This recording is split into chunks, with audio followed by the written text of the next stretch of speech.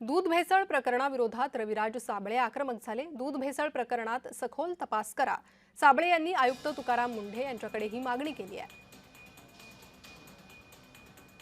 याबाबत सामाजिक कार्यकर्ते रविराज साबळे यांच्यासोबत संवाद साधलाय आमचे प्रतिनिधी उदय साबळे यांनी।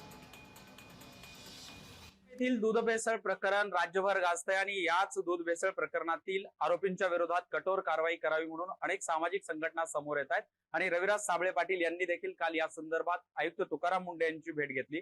मला सांगा पाटील की तुम्ही तुकाराम मुंढे यांची भेट घेतली, काय बोलणं झालं त्यांच्यासोबत? मुंढे साहेबांसोबत तर सगळ्यात पहिली आमची तक्रार होती की धाराशिव जिल्ह्यातील अधिकारी आरोपींना पाठीशी घालताय। सर्वसामान्य लोकांनी, पत्रकारांनी, सर्व सामाजिक हित जपणाऱ्या माणसांनी, समाजसेवकांनी मिळून त्या आरोपींना पकडून देण्याचं काम केलं। विशेषतः पत्रकार बांधवांनी हा विषय उचलून धरला।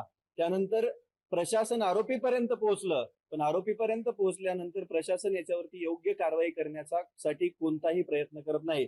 विशेषतः भूम पोलीस स्टेशनचे PI या आरोपींना पाठीशी घालण्यासाठी आणि कोणतेही उत्तर न देण्यासाठी बांधील आहेत। बहुतेक त्यांच्यावरती सर्वात पहिली कारवाई झाली पाहिजे, या मागणीसाठी मी काल मुंढे साहेबांची भेट घेतली।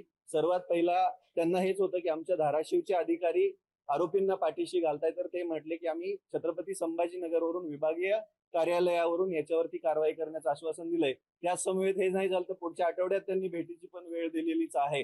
परंतु या भेसळखोरांना पाठीशी घालण्याचं काम धाराशिव जिल्ह्याचं अन्न आणि औषध प्रशासन समवेत पोलीस प्रशासन पण करत आहे। नक्कीच हे होते रविराज साबळे पाटील की ज्यांनी भेसळखोरांवरती तात्काळ कारवाई करावी, अन्यथा आम्ही रस्त्यावर उतरू असा इशारा थेटपणे दिलाय। उदय साबळे पाटील, जय महाराष्ट्र, पाथरूड, धाराशिव।